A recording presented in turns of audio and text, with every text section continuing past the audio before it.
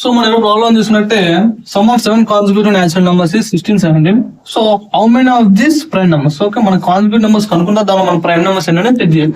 So మనం consecutive numbers అనేవి పక్క పక్క నెంబర్. సో నేను సింపుల్ తీసుకున్నాను h plus 1, okay, plus option లేదు, h plus 2 plus h plus 3 plus h plus 4 plus h plus 5 plus h plus 6.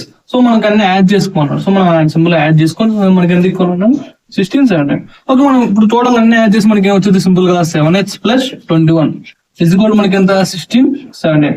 Okay, మన 7h is equal మనకి ఏమవుతుంది సింపుల్ గా 16, 17 minus 21. So h is equal మనకి ఎంత అవుతుంది సింపుల్ గా 1596 డివైడెడ్ బై 7. సో మన ఫైనల్ ఏమవుతుంది 7 తో కట్ ఆఫ్ తీసుకుంటే 228.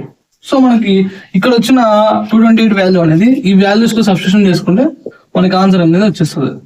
ఇవి మన 7 కాన్సిక్యూటివ్ నెంబర్స్. సో మనకి ఏమొచ్చింది ఫస్ట్ 228, తర్వాత ఏంది ప్లస్ 1 కాబట్టి 229, తర్వాత 230, 231, 232, 233, 234.